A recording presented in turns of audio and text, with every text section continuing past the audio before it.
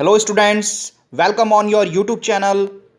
Now we are going to see what is the atmospheric refraction students. देखिए students मैंने यहाँ पर एक डायग्राम बना रखा है. ये यहाँ पर फर्स्ट लेयर, ये सेकंड, ये जो सारी हैं ये अर्थ की लेयर्स हैं स्टूडेंट्स. जो अर्थ का एटमॉस्फेयर होता है students, it is not the uniform throughout. वो हमेशा एक जैसा नहीं होता स्टूडेंट्स.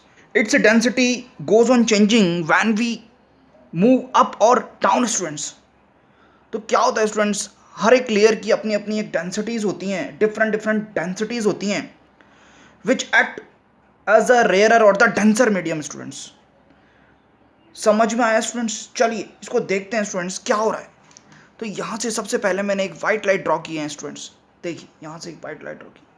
यहाँ पर मैं एक नॉर्मल भी ड्रॉ कर देता हूँ स्टूडेंट्स. अब क्या होगा, रेयरर. देखिए यहाँ पर तो एयर है, यहाँ भी एयर है, लेकिन यहाँ पर सपोज करो यहाँ पर 1.5 ले लेता हूँ, कुछ थोड़ा ज़्यादा इससे. यहाँ पर एयर है भी, इसका म्यू कितना होता है स्टूडेंट्स 1. एयर से ये डेंसर मीडियम में जा रही. तो जब भी light ray rare to denser में ट्रैवलिंग करती है, रेयर टू डेंसर में ट्रैवलिंग करती है, तो कैसे जाती है? Towards the normal students. तो क्या होगा, मैंने इस वाइट लाइट को थोड़ा टिल्ट करके बनाऊंगा, ऐसे करके बनाऊंगा. समझ में आ गया students? Now what happen in this second case students. मैंने यहाँ पर भी क्या किया स्टूडेंट्स, मैंने यहाँ पर एक नॉर्मल ड्रॉ कर दिया. ये नॉर्मल है, ये भी नॉर्मल है. क्या हो रहा है स्टूडेंट्स, ये वापस देखिए, इसका म्यू कितना है 1.5, इसका म्यू कितना है 2. Refractive index of the second medium is 2. वापस ही क्या हो जाएगी स्टूडेंट्स, रिफ्रैक्ट हो गई towards the normal students. Now in the third case अब क्या हुआ students, this is the normal. In the first median, this is the refractive index is 2. For the second medium, it is 3.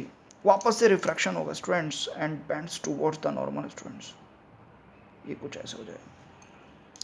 Now in the last case what will happen, this is also rarer medium to the denser medium and it is also bend like this. इस type से कुछ band हो जाएगी और ये बाहर निकल जाएगी स्टूडेंट्स. समझ में आया स्टूडेंट्स? तो what will we see here for the different layers of the atmosphere of the earth's surface here, due to the refraction phenomena, the light not traveling in the same straight line, light not traveling on the straight path students. Light travel like this. This is the path of the light which is traveling. इस पे अपन कुछ wonderful जो फिनोमेनाज होते हैं students वो देखेंगे अभी अपन. इसको पहले लिख लेते हैं कुछ. तो देखिए स्टूडेंट्स, मैंने यहाँ पर लिख लिया है, the earth atmosphere is not uniform throughout. Its densities goes on the changing as we move up और डाउन. जैसे जैसे हम ऊपर और नीचे जाते हैं अर्थ सरफेस से, तो इसकी जो डेंसिटीज़ होती हैं वो डिफरेंट होती है for the different layers. It can be considered to be the consisting of the layers of the different densities. जो डिफरेंट लेयर्स हैं, देखिए स्टूडेंट्स, ये जो लेयर्स हैं उनकी डिफरेंट डेंसिटीज़ होती है. मैंने सबके लिए रिफ्रैक्टिव इंडेक्स अलग अलग लिया है. इसका मतलब सबकी अलग अलग खुद की, इसका मतलब होता है कि अलग अलग डेंसिटीज़ होती हैं हर किसी लेयर्स की. चलिए आगे देखिए. Denser medium which act as the rarer और the denser medium with respect to the each other. आगे देखिए point, due to this when the light rays passes through the earth's atmosphere. जब light rays in earth surface से pass out होती हैं, दे undergoes the refraction.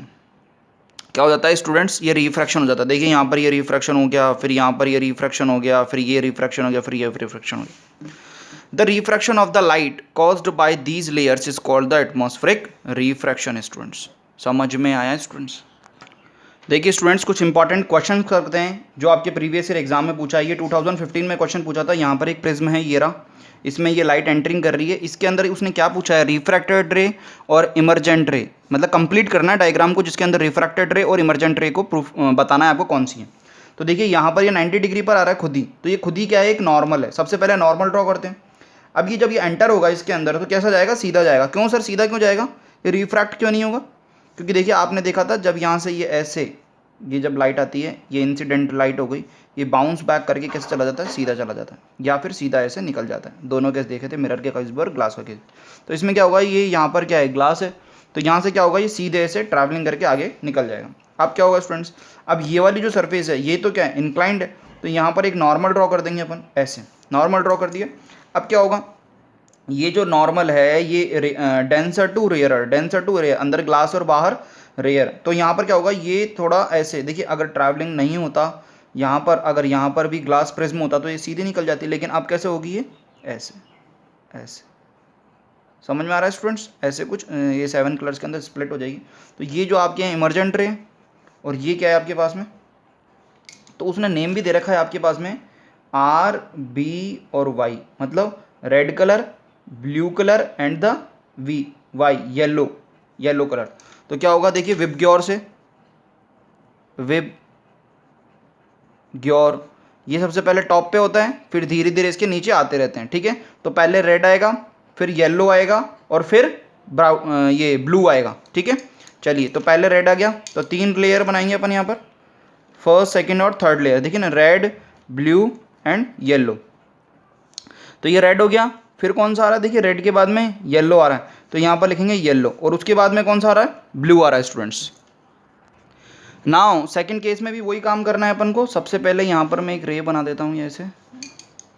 अब ये 3 colour के अंदर स्प्लिट होगी, तो डिस्पर्शन फिनोमेना हो रहा है 1, 2 एंड 3 हो गया। उसके बाद में वापस 1, 2 एंड 3,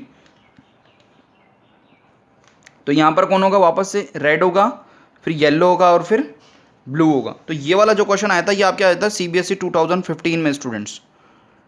देखिए स्टूडेंट्स, ये जो मैंने यहाँ पर लिखा हुआ है, ये रिफ्रैक्टिव इंडेक्स है, ये वेवलेंथ है आपकी, वेवलेंथ है, और यहाँ पर क्या है, ये डेविएशन एंगल है, डेविएशन, और यहाँ पर ये क्या है, रिफ्रैक्टिव इंडेक्स। तो देखिए यहाँ पर मैंने V लिखा है, V stands for the violet and R stands for the red colour. तो देखिए इसमें जो म्यू होता है वो मैक्सिमम होता है for the violet colour, and for the red colour it is minimum. For the violet colour the wavelength is the minimum, and for the red colour it is maximum. Deviation angle is the V, for the violet colour it is maximum, and for the red colour it is minimum. देखिए students, ये वाला जो section है ना, इसमें से different exam में आपके क्वेश्चन आते हैं। जैसे 2000 2014 में एक क्वेश्चन पूछा था आपसे, फॉर द वेवलेंथ के ऊपर था स्टूडेंट्स वो क्वेश्चन, और पूछा था कि जो मैक्सिमम वेवलेंथ होती है वो किस कलर की होती है, तो वो होती है किसके लिए, रेड कलर के लिए, और मिनिमम किसके लिए होती है स्टूडेंट्स, वायलेट कलर के लिए।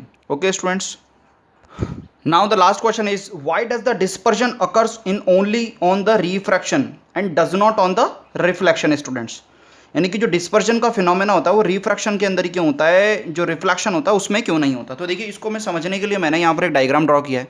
ये तो रिफ्लेक्शन का डायग्राम है, और ये दोनों किसके डायग्राम है, रिफ्रैक्शन के स्टूडेंट्स। तो देखिए रिफ्रैक्शन के अंदर होता क्या होता है, ये जो I और R, ये व्हाइट लाइट आई है आपके पास में, कोई सी भी लाइट आए, रेड आए, वॉयलेट आए, ग्रीन आए, कोई सी भी लाइट आए, तो ये व्हाइट लाइट आ रही है, तो यहाँ से ये सीधे ये दोनों निकल जाते हैं, और I और R दोनों सेम होते हैं स्टूडेंट्स फॉर द रिफ्रैक्शन। अब यहाँ पर आ जाइए, देखिए मैंने फर्स्ट डायग्राम बनाया है, उसमें जो इंसिडेंट रे वो कौन से कलर की है, वो रेड कलर की है स्टूडेंट्स। तो देखिए यहाँ पर ये थोड़ा डेविएट हो गई है, और इसका एंगल जो है वो रिफ्रैक्शन कुछ इतना है, इतना एंगल है ना, थोड़ा देखिए यहाँ पर आगे देखिए।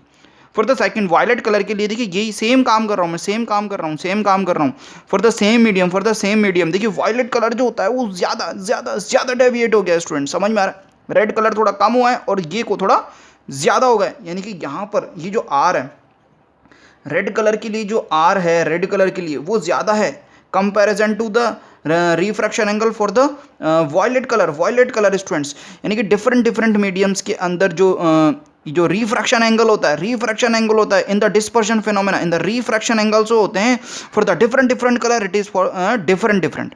यानी कि हर एक अलग अलग कलर के लिए जो रिफ्रैक्शन होता है स्टूडेंट्स वो अलग अलग होता है, जबकि यहाँ पर जो रिफ्लेक्शन एंगल होता है वो तो सेम होता है as that of incident angle. समझ में आया स्टूडेंट्स? चलो इसको लिख लेते हैं एक बार। तो देखिए स्टूडेंट्स, मैंने आपके लिए लिख लिया यहाँ पर, this is because angle of reflection is same for all the colors of white light, while the angle of refraction is different for the different color। देख लीजिए स्टूडेंट्स, यहाँ पर जो व्हाइट लाइट है उसके हर कलर के लिए जो एंगल ऑफ रिफ्लेक्शन है वो सेम है, ठीक है ना, चाहे से यहाँ से रेड आए चाहे से वॉयलेट आए, लेकिन in the refraction phenomena red colour के लिए ये ज़्यादा होता है और वॉयलेट कलर के लिए थोड़ा कम होता है। आई होप स्टूडेंट्स ये जितना भी मैंने आपको समझाया है ये सारा आपको समझ में आया होगा।